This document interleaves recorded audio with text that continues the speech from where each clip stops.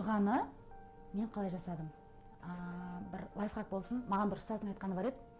Біз Алладан күйеу сұрайтын кезде біз сұрай береміз дейді да, бір идеальный күйеуді сұраймыз дейді да. Ол сауатты болсын, иманды болсын, бай болсын, ұзын болсын, сұлу болсын, костюм шалбарда мәдениетті болсын, сықиған деген сияқты. Окей, сықиған, ыздиған күйеуді жіберді. Бірақ сен оның жанында өзіңді комфортны сезіне аласың ба?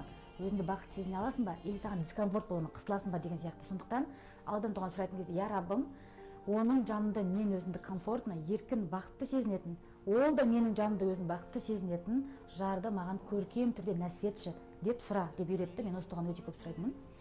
Екінші дұға, я Раббым, егер де сен менің тағдырыма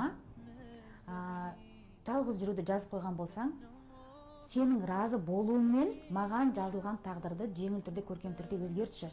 Сөйтте маған осындай жар нәсіп ет деген сияқты. Яғни көркем түрде, жеңіл түрде өзіңнің разы болуыңмен деген сөзді қосып, сенің разы болуыңмен маған көркем түрде осындай хайырлы жар нәсіп ет деген сияқты.